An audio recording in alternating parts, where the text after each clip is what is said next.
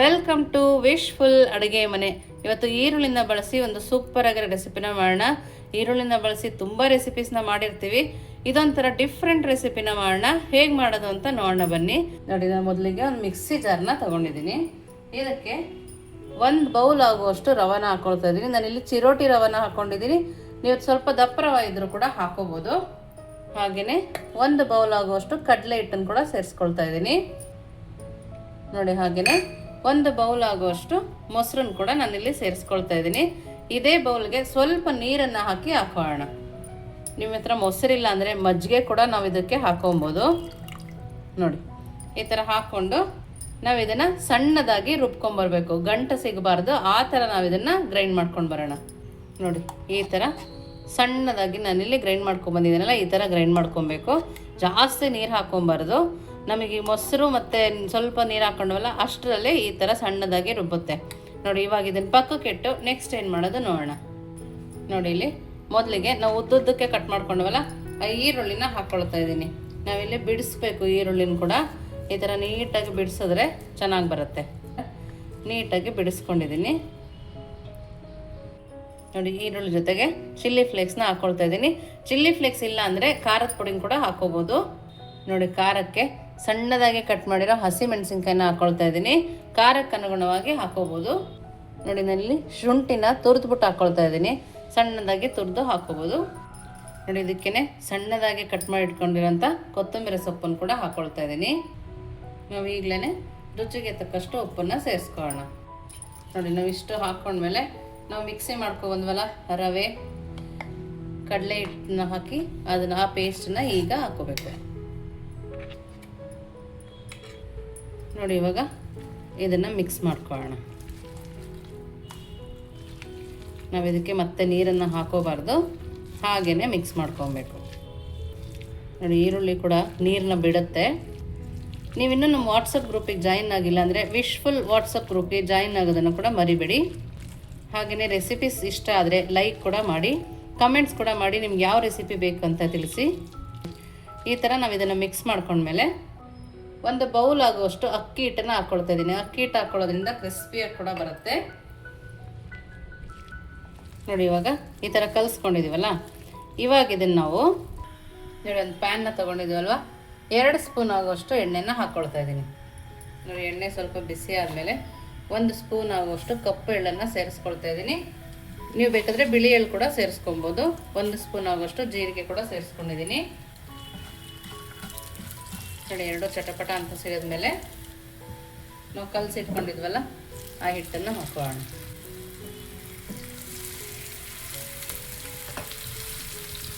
Medium ಫ್ಲೇಮಲ್ಲೇ ಇಟ್ಕೊಬೇಕು.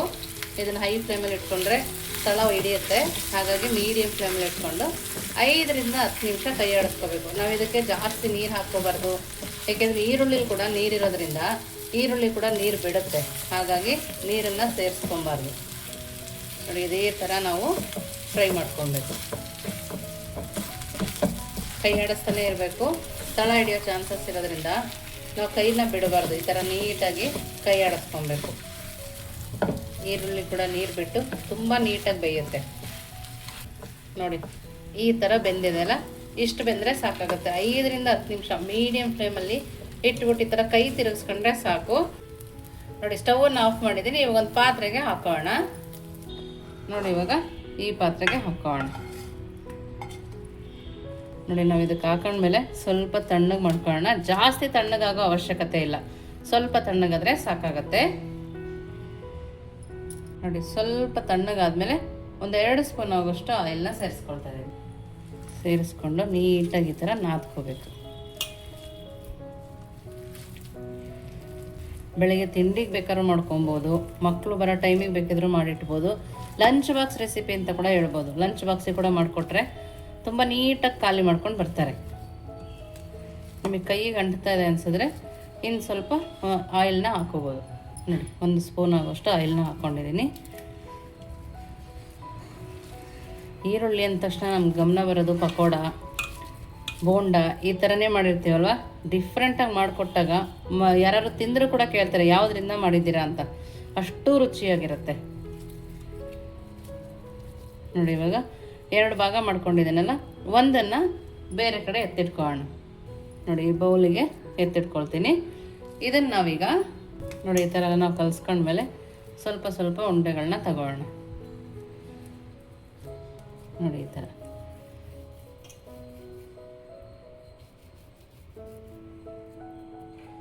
ಜಾಸ್ತಿ ಸಣ್ಣ ಕಡ್ಡಿ ಥರನೂ ಮಾಡಬಾರ್ದು.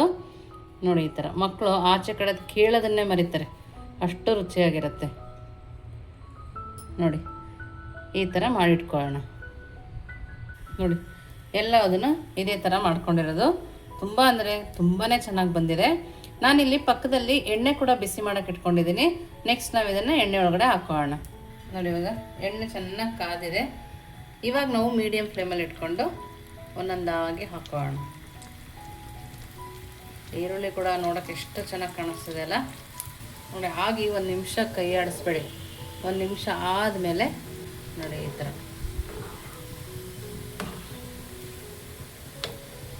ನಿಧಾನಕ್ಕೆ ನಾವು ಇದು ಬೇಯಿಸ್ಕೊಬೇಕು. ನೋಡಿ 2 ಕಡೆ ತಿರುಗಿಸ್ತಾ ನೀಟಾಗಿ ಬೇಯಿಸ್ಕೊಳ್ಳೋಣ. ಇದನ್ನು ಬೇಯಿಸ್ಕೊಂಡು ಆ ಹಿಟ್ಟನ್ನು ರೆಡಿ ಮಾಡ್ಕೊಳ್ಳೋಣ. ನೋಡಿ ಇವಾಗ ಕಲರ್ ಕೂಡ ಎಷ್ಟು ಚೆನ್ನಾಗಿ ಬಂದಿದೆ. ನೋಡಿ ತುಂಬ ನೀಟಾಗಿ ಬಂದಿದೆ. ಇವಾಗ ಇದನ್ನು ತಕ್ಕೊಳ್ಳೋಣ. ನೀವು ಸೌಂಡ್ ಕೂಡ ಕೇಳ್ತಿರ್ಬೋದು ಎಷ್ಟು ಕ್ರಿಸ್ಪಿಯಾಗಿದೆ ಅಂಥೇಳಿ. ನೋಡಿ ಇವಾಗ ಇದನ್ನು ತಕ್ಕೊಂಡು ನೆಕ್ಸ್ಟ್ ರೆಸಿಪಿನ ಯಾವ ಥರ ಮಾಡೋದು ನೋಡೋಣ ಬನ್ನಿ. ನೋಡಿ ಇನ್ನೊಂದು ಟ್ರಿಪ್ ಬೇಯೋ ಅಷ್ಟರೊಳಗೆ ನಾವು ತೆಗೆದಿಟ್ಕೊಂಡಿದ್ವಲ್ಲ ಹಿಟ್ಟು, ಅದನ್ನು ಇದರೊಳಗಡೆ ಸೇರಿಸ್ಕೊಳ್ಳೋಣ. ನಾನಿಲ್ಲಿ 1 ಆಲೂಗಡ್ಡೆನ ಬೇಯಿಸಿ ತುರಿದು ಇಟ್ಕೊಂಡಿದ್ದೀನಿ. ಅದನ್ನು ಕೂಡ ಇವಾಗ ಇದರೊಳಗಡೆ ಸೇರಿಸ್ಕೊಂಡು ಚೆನ್ನಾಗಿ ನಾದ್ಕೋಬೇಕು. ನೋಡಿ ಈ ಥರ ನೀವು ಆ ಸ್ಟಿಕ್ಸಿಗೆ ಕೂಡ ಆಲೂಗಡ್ಡೆನ ಹಾಕೊಬೋದು. ಬೇಡ ಅಂದರೆ ಸ್ಕಿಪ್ ಕೂಡ ಮಾಡ್ಬೋದು. ಇದಕ್ಕೂ ಬೇಡ ಅಂದರೆ ಸ್ಕಿಪ್ ಕೂಡ ಮಾಡ್ಬೋದು. ನೋಡಿ ಈ ಥರ ಚೆನ್ನಾಗಿ ಮಿಕ್ಸ್ ಮಾಡ್ಕೊಬೇಕು. ಈ ಟೈಮಲ್ಲಿ ಸಾಲ್ಟ್ ನೋಡಿ, ಸಾಲ್ಟ್ ಕೂಡ ನೀವು ಹಾಕೊಬೋದು. ಹಾಗೆಯೇ ತುಂಬ ತೆಳುವಾಯ್ತಪ್ಪ ನಮಗೆ ಆಗಲ್ಲ ಅಂತಂದರೆ ಅಕ್ಕಿ ಹಿಟ್ಟು ಕೂಡ ಸೇರಿಸ್ಕೊಬೋದು.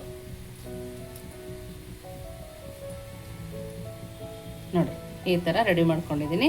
ಇವಾಗ ನಾನು ಒಂದು ಉಂಡೆಗಳನ್ನಾಗಿ ಮಾಡ್ಕೊಳ್ಳೋಣ. ನೋಡಿ ಈ ಥರ ಒಂದು ಉಂಡೆನ ತಗೊಳ್ಳೋಣ. ನೋಡಿ ನಾನಿಲ್ಲಿ ಒಂದು ಬಟರ್ ಪೇಪರ್ನ ತೊಗೊಂಡಿದ್ದೀನಿ. ಇದಕ್ಕೇನೆ ನೋಡಿ ಈ ಥರ ಎಣ್ಣೆನ ಸರುಕೊಳ್ಳೋಣ. ನೋಡಿ ಎಣ್ಣೆ ಸರುಕೊಂಡು ನಾವು ಮಾಡಿಟ್ಟಿದ್ವಲ್ಲ ಉಂಡೆ ಥರ, ಅದನ್ನು ಈ ಥರ ನಿಧಾನಕ್ಕೆ ತಟ್ಕೋಬೇಕು. ನಿಮ್ಗೆ ಯಾವ ಸೈಜ್ ಬೇಕೋ ಆ ಸೈಜನ್ನು ಇದನ್ನು ಮಾಡ್ಕೊಬೋದು. ತಿನ್ನಕ್ಕಂತೂ ತುಂಬ ರುಚಿಯಾಗಿರುತ್ತೆ. ನಾವು ಇದರಲ್ಲೇ ಮಸಾಲ ಹಾಕಿರೋದ್ರಿಂದ ಯಾವ ಚಟ್ನಿ ಆಗಲಿ ಏನೂ ಬೇಕಾಗಲ್ಲ. ನಾನು ಪಕ್ಕದಲ್ಲಿ ಹೆಂಚು ಕೂಡ ಬಿಸಿ ಇಟ್ಕೊಂಡಿದ್ದೀನಿ. ಒಂದೇ ಸರಿಗೆ ನಾವು ಲಂಚ್ ಬಾಕ್ಸಿಗಾಗಲಿ 2 ಥರ ಮಾಡಿ ಕೊಡ್ಬೋದು ಮಕ್ಕಳಿಗೆ. ಮಕ್ಕಳು ಕೂಡ ಖುಷಿಪಟ್ಟು ತಿಂತಾರೆ. ನಿಮಗೆ ತೆಳು ಬೇಕಂದರೆ ತೆಳು ತಟ್ಕೊಳ್ಳಿ, ಇಲ್ಲಾಂದರೆ ದಪ್ಪ ಬೇಕಂದರೆ ದಪ್ಪ ಮಾಡ್ಕೋಬೋದು. ಬಟ್ ಇಷ್ಟು ತೆಳು ಇದ್ರೇ ಚೆನ್ನಾಗಿರುತ್ತೆ. ನಾವು ಇದನ್ನು ನೋಡಿ ಹೆಂಚು ಬಿಸಿ ಇದೆ, ಸ್ವಲ್ಪ ಎಣ್ಣೆನ ಸರಕೋಣ.